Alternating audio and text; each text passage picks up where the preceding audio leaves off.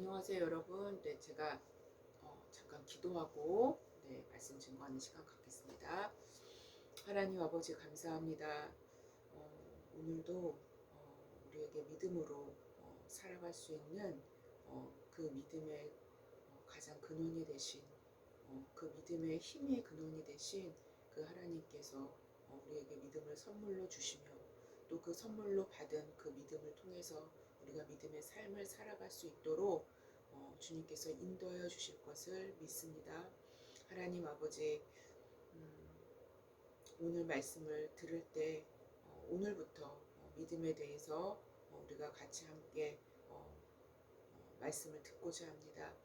하나님, 이 시간 가운데 참으로 주님께서 함께하여 주셔서 성경적인 믿음이 무엇인지, 하나님을 기쁘시게 하는 그 믿음이 무엇인지 하나님 우리가 잘 알아갈 수 있도록 도와주시고, 하나님 그 알의 위에, 그 위에 하나님 우리에게 하나님의 은혜를 부으시사 그 믿음이 온전히 우리의 것이 될 수 있도록, 온전히 받아 누릴 수 있도록 하나님께서 충만한 은혜로 더하여 주실 줄 믿습니다.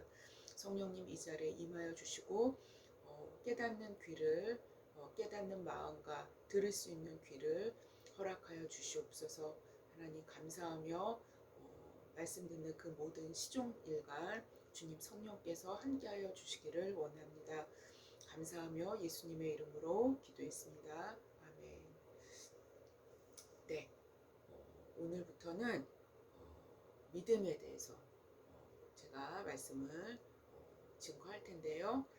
본문은 히브리서 10장 32절부터 시작해서 11장 전체까지를 계속 쭉 연결해서 말씀을 증거하겠습니다. 네, 그래서 오늘은 믿음의 첫 번째 시간으로 서론 부분에 해당이 되겠죠. 그래서 제목은 믿음 그리고 선택이라는 제목으로 말씀을 증거하겠습니다. 네, 본문 제가 한번 읽어보겠습니다. 본문은 히브리서 10장 32절부터 34절까지입니다. 여러분 성경 갖고 계시다면 함께 찾아보시겠습니다. 히브리서 10장 32절에서 34절까지입니다. 네, 제가 봉독하겠습니다. 전날에 너희가 빛을 받은 후에 고난의 큰 싸움을 견디어낸 것을 생각하라. 혹은 비방과 환난으로서 사람에게 구경거리가 되고 혹은 이런 형편에 있는 자들과 사귀는 자가 되었으니 너희가 갇힌 자를 동정하고 너희 소유를 빼앗긴 것도 기쁘게 당한 것은 더 낫고 영구한 소유가 있는 줄 알미라 라는 본문입니다. 네, 1924년이죠. 아주 오래됐습니다. 1924년 올림픽 경기가 프랑스 파리에서 열렸습니다. 당시 올림픽에 참석한 선수들 가운데 스코틀랜드 선수 중에서 육상 선수 에릭 리델이라는 사람이 있었다고 합니다. 네, 그는 육상 국가대표 선수였던 그는 올림픽에 참가하기 위해서 여러 달이 뭡니까? 몇 년 동안, 수년 동안 맹훈련을 해왔습니다. 스포츠 기자들은 리델을 100m 달리기 우승 후보로 아주 단연 이 사람 꼽은 거예요. 네. 그런데 경기 일정이 발표되었을 때 아주 큰 문제가 생겼습니다. 일요일에 경기가 있었던 것입니다. 네. 그는 물론 크리스찬이었죠. 네. 조국과 자신의 명예를 위해서는 경기에 뛰어야만 했지만 신앙인의 양심으로서는 도저히 뛰는 것이 허락이 되지 않았습니다. 주일에 운동장을 달리는 것이 결코 하나님을 기쁘시게 하는 것이 되지 못한다고 믿었던 그는 경기를 포기하는 데까지 이르게 됩니다. 이 소식을 들은 리델의 팬들은 아주 너무나 크게 실망했고 격찬하던 사람들도 그를 바보라고 비난을 하기 시작했습니다. 그러나 그의 마음은 자기의 명예보다 하나님을 선택하기 원했습니다. 많은 비난의 목소리가 있었지만 그의 내면은 그래도 마음에 잔잔한 기쁨이 있었던 것은 그럼에도 하나님을 기쁘시게 해드린다라는 어떤 그런 마음의 기쁨이 있었던 것 같습니다. 며칠 뒤에 근데 400m 출전하기로 한 영국 선수가 갑자기 뛸 수 없는 사정이 생겼다고 합니다. 리델은 자신의 종목은 아니었지만, 자신은 100m였는데 그걸 포기하게 됐죠. 자신의 종목은 아니었지만 그 경기에 대신 출전하겠다고 신청을 했습니다. 100m가 주 종목이었지만 그는 자신의 주 종목이 아닌 400m를 신청해서 뛰게 된 것이죠. 네. 그러나 그는 47초 6초, 네, 47.6초의 기록을 세우면서 그는 우승의 금메달을 획득하는 아주 대승리를 거두게 됩니다. 그는 오직 하나님을 선택하기로 작정했고, 하나님을 선택하는 자에게 주시는 하나님의 큰 상급을 즉시 받게 된 것입니다. 그 리델은 선교사가 되어 중국에 파송되었고 평생 주님의 일을 하다가 1945년 그곳에서, 그 중국에서 하나님의 부르심을 받아 하나님의 품으로 돌아가게 됩니다.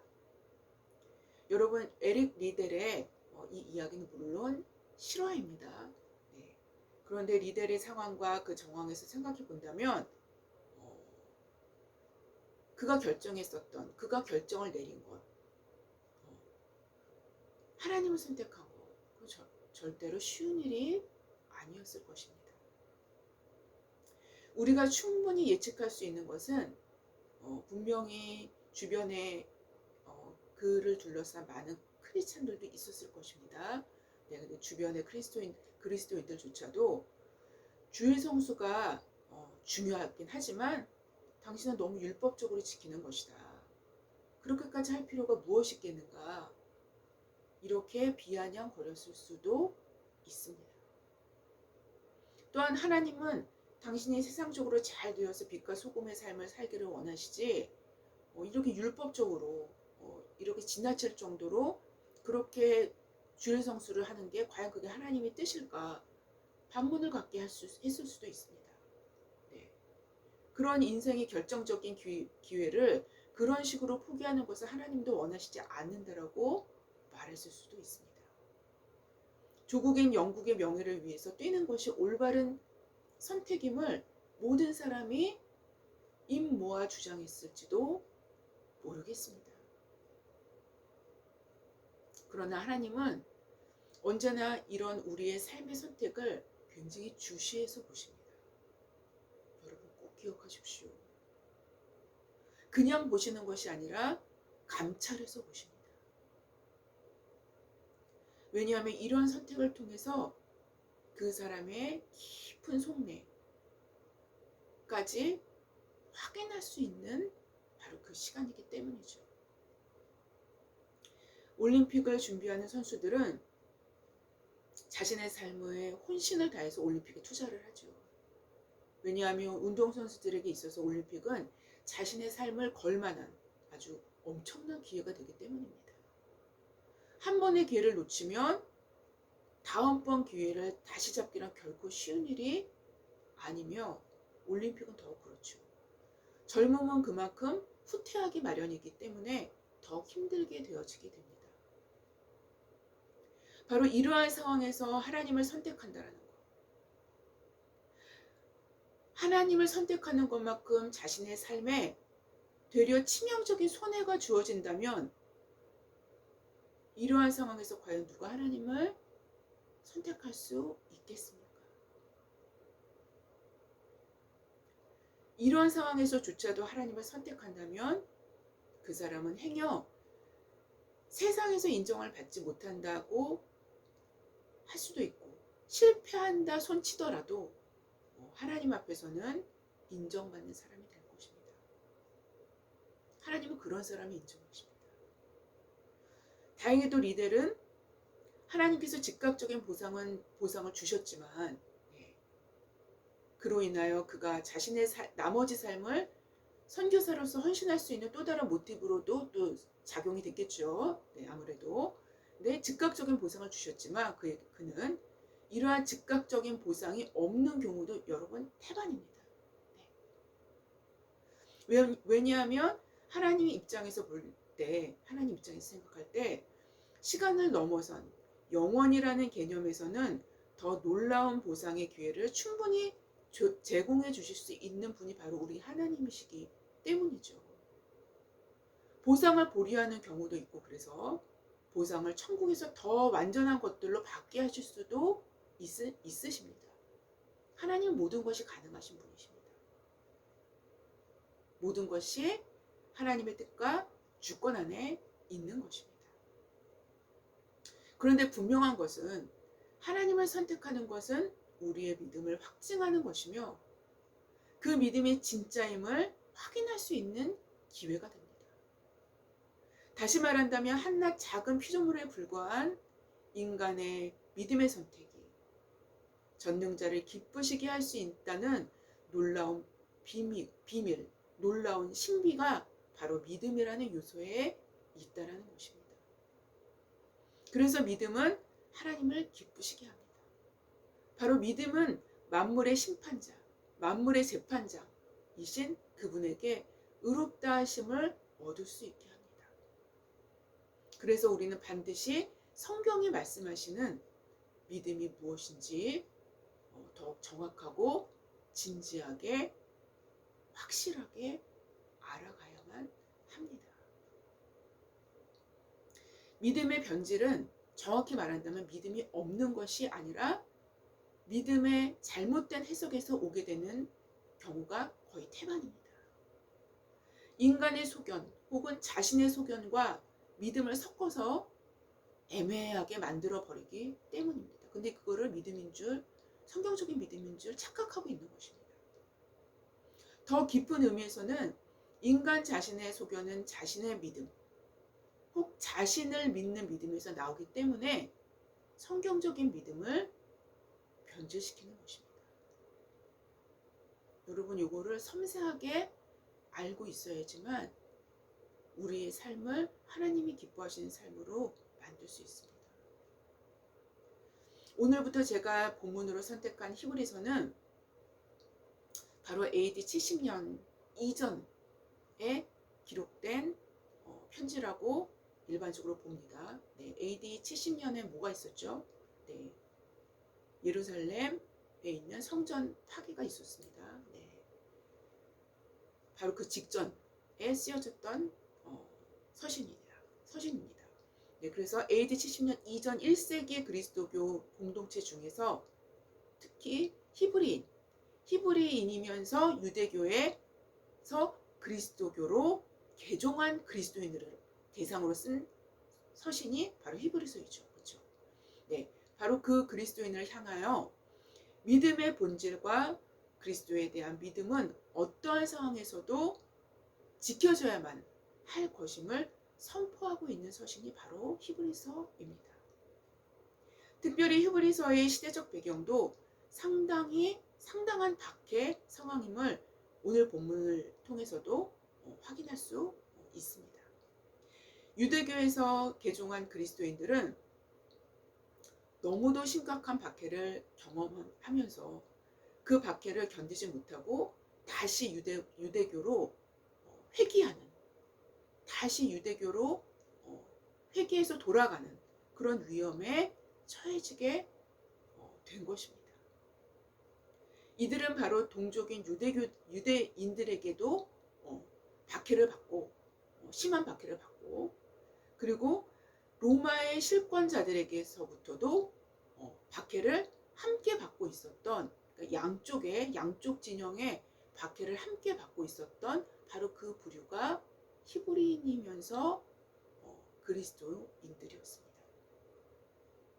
이 당시의 유대교는 로마 정부로부터 승인을 받은 상태였기 때문에 직접적인 박해는 받지 아니했지만, 기독교는 이 당시 로마 정부로부터 사교라는 낙인이 찍혀져 있는 상태였기 때문이죠.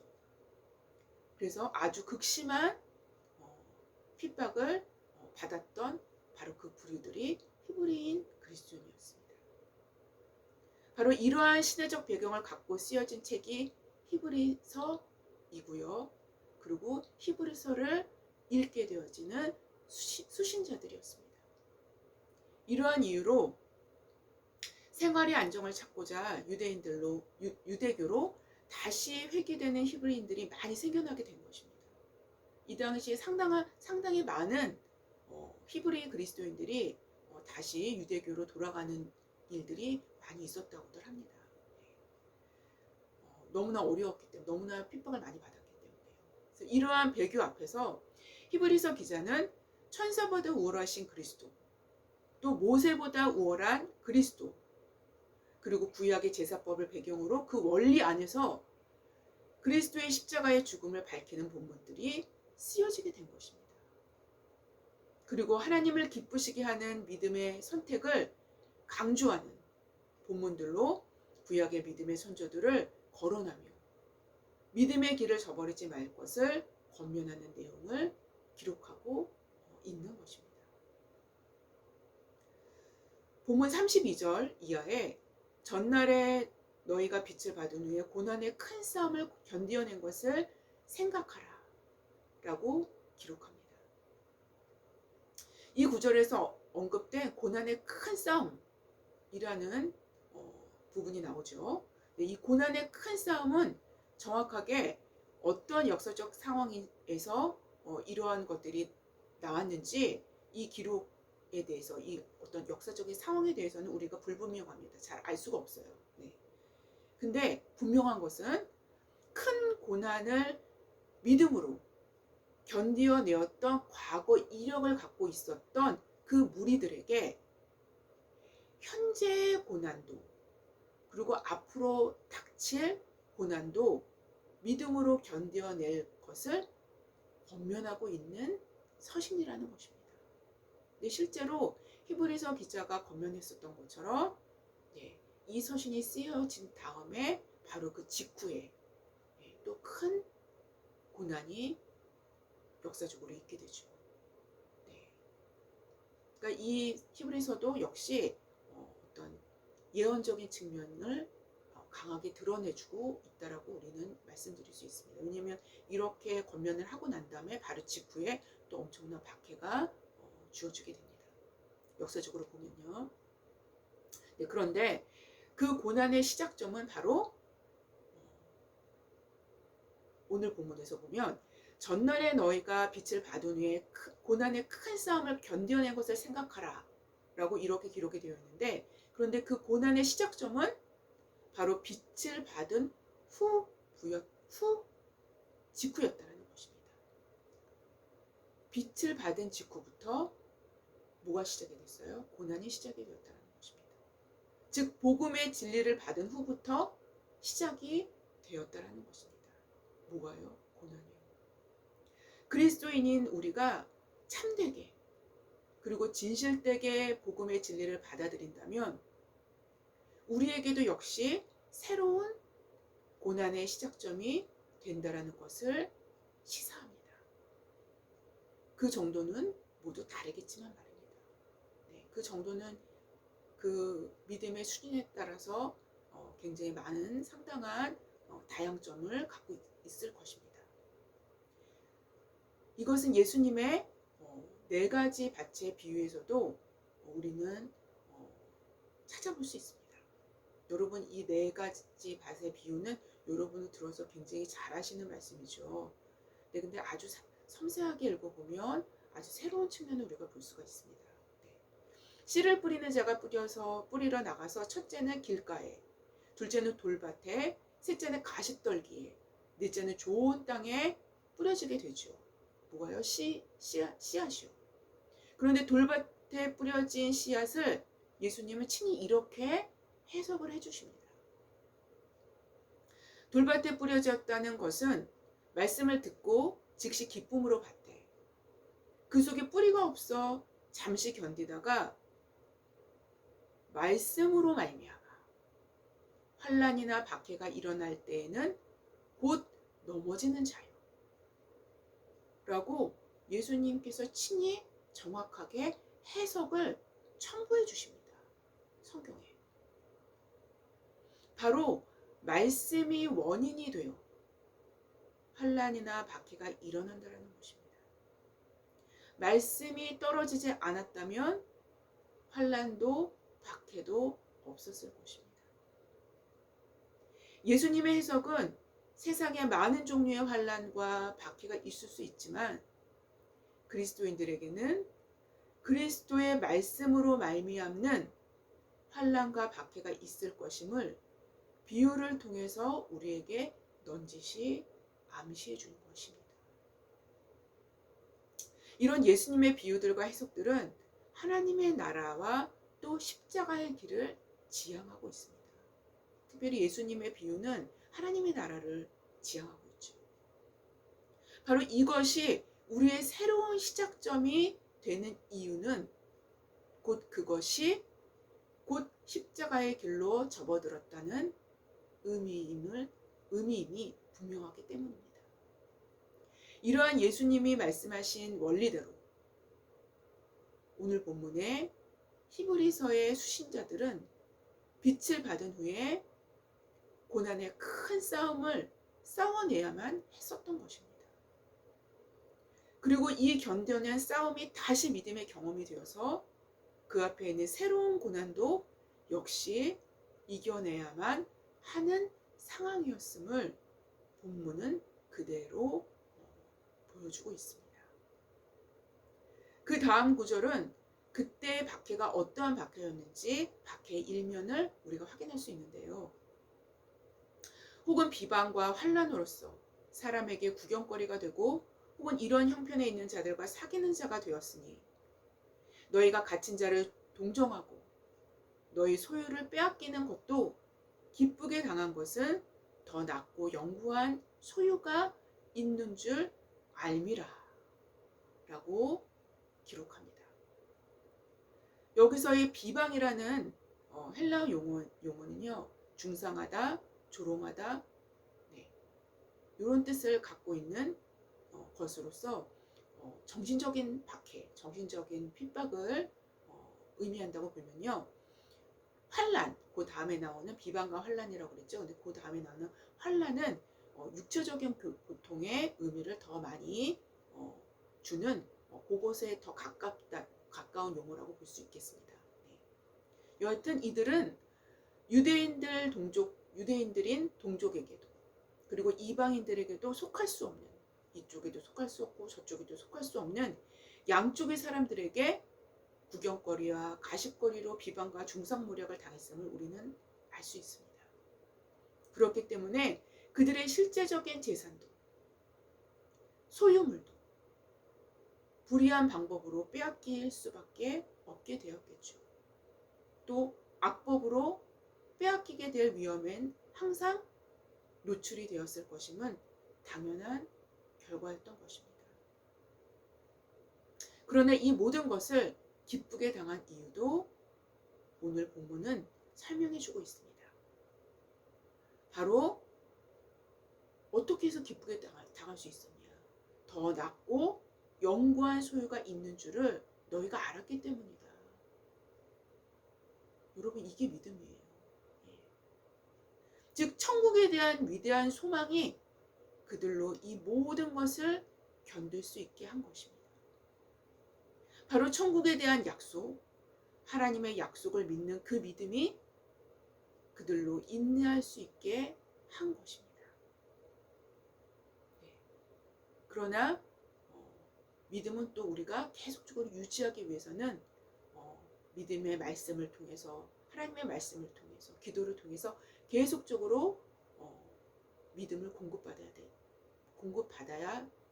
합니다. 왜냐하면 믿음은 또 우리의 연약성 때문에 우리 믿음이 떨어질 수도 있기 때문이죠. 바로 결국 하나님에 대한 믿음, 하나님을 선택하는 믿음이 모든 것을 승리할 수 있는 동력임을 말씀하시는 것입니다. 그래서 성도를 성도답게 이끌 수 있는 그 강력한 힘이 믿음임을 마치 탈레아도 같이 더 구체적으로 긴 예를 들어서 설명해 주고 있는 것이 바로 히브리서 11장, 그 다음 장이죠. 11장 전체를 할애하고 있는 것입니다. 여러분, 제가 지금 설교 드리는 이 설교는요, 오늘 본문으로 시작해서 11장 전체를 강의 형식으로 말씀을 전하게 될 것입니다. 앞으로요, 계속. 그래서 오늘 본문은 서론에 해당하는 것이고 약 2, 3주 정도 이 서론을 믿음에 대한 서론을 하게 될 것이고요. 그 이후부터는 히브리서 11장 전체를 계속적으로 강해식으로 제가 말씀을 증거하게 될 것입니다. 네. 여하튼 믿음은 우리 자신과 하나님을 한 몸으로 묶는 강력한 로프와도 같은 것입니다. 우리가 보이지 않는 하나님의 실체를 믿는다면 그 믿음은 우리가 보이지 않는 하나님의 실체를 믿는다면 그 믿음은 진짜 실체를 끌어들입니다. 아니, 도리어 믿음이 진짜 실체라는 말이 더 맞습니다.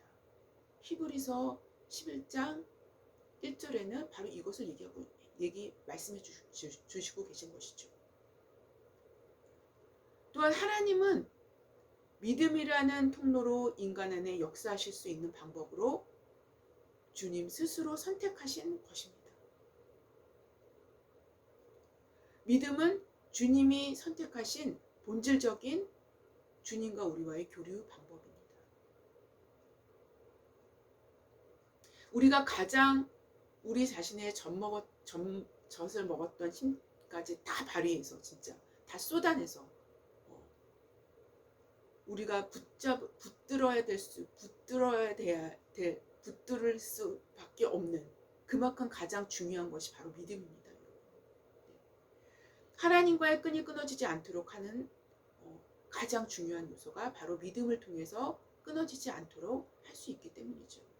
그렇기 위해서는 반드시 성경적인 믿음의 표본을 알고 있어야만 하며 또 내 안에 새겨 넣어야만 할 것입니다.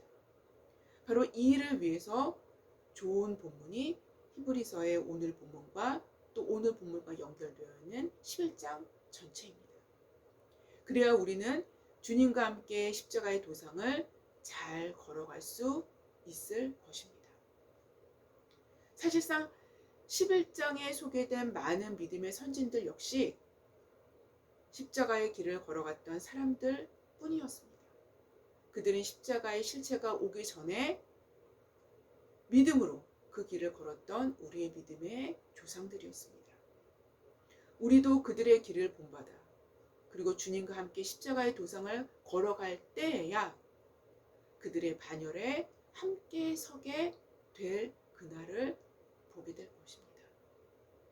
구름같이 둘러싼 허다한 증인들 중에 한 명으로 우리 자신이 속해지게끔 십자가의 도상을 주님의 손잡고 잘 걸어갈 수 있는 은혜를 얻게 되는 시간이 되기를 기대하면서 이 설교를, 이 믿음 시리즈를 시작하게 된 것입니다. 그 증인들의 동력은 도대체 무엇이었으며 그들의 믿음의 선택은 어떻게 표출되었고 또 그 선택으로 인하여 감수해야 할 고난과 역경은 무엇이었으며 그리고 그럼에도 불구하고 궁극적인 승리를 얻게 된 것들을 우리는 생각해야만 할 것입니다. 아니 깨달아야만 할 것입니다. 현 시대를 덮고 있는 가치를 거슬러서 성경적인 가치로 살고자 소원하는 소망이 성령으로 인하여 부어진 모든 자들을 위해 모든 자들의 귀에 밝히 들려지기를 기대합니다. 어두운 시대 그리고 위협적인 요소가 많은 이 시대의 가운데서 산소망으로 복음의 진리를 고수하며 나아갈 수 있는 여러분과 제가 되기를 주님의 이름으로 기도합니다. 제가 잠깐 기도하고 말씀을 마치겠습니다. 하나님 아버지 감사합니다. 오늘부터 시작해서 믿음에 대해서 우리가 성경적인 믿음에 대해서 알아가고자 합니다. 하나님 너무 복잡하고 너무나 많은 것들이 우리 주변에 있고 또 거기서 거짓과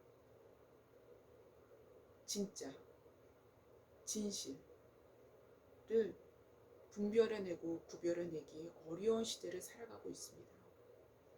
하나님, 너무나 혼탁한 시대를 살아가고 있습니다. 하나님, 그러나 우리가 믿음 안에 서지 않으면 우리가 견고해질 수가 없습니다. 하나님, 우리를 이 혼탁하고 하나님 아버지 이렇게 분별하기 어려운 시대 가운데 우리를 견고하게 붙들 수 있는 것은 하나님 믿음 외에는 없습니다. 하나님, 우리에게 그러나 그 믿음이 어떤 것이 성경적인 믿음인 것인가를 우리가 성경을 통해서 정확하고 명백하게 우리가 알 때 하나님, 그 믿음이 더 하나님 안에서 견고하게 굳어질 줄 믿습니다. 하나님 아버지, 그러한 믿음을, 성경적인 믿음을 하나님 우리에게, 우리 모든 사람에게 허락하여 주시기를 원합니다. 물론 믿음은 모든 자의 것이 아니라고 성경은 기록합니다. 하나님, 그렇습니다. 믿음은 모든 자의 것은 아닙니다. 그러나 하나님, 우리가 믿음을 구할 때 하나님, 모든 자가 그 믿음을 구할 수 있을 만한 하나님, 그 마음이 드는 그 모든 자는 하나님 앞에 믿음을 구할 때 그 믿음을 또한 주실 그 하나님을 우리가 기대합니다. 하나님, 풍성하게 주실 그 하나님을 기대합니다. 하나님, 그래서 우리가 믿음으로 나아갈 수 있도록 주님 역사하여 주시옵소서. 그 선물을 받아 누릴 수 있는 우리 모두가 되게 하여 주시옵소서. 하나님, 가장 귀한 것은 어떻게 보면 이 세계에 가장 충만한 것입니다.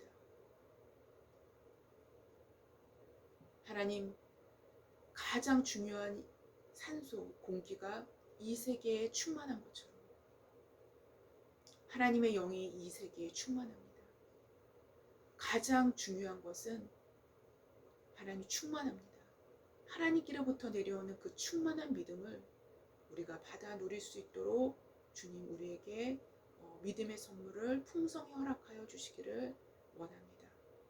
감사하며 예수님의 이름으로 기도했습니다. 아멘. 네, 감사합니다.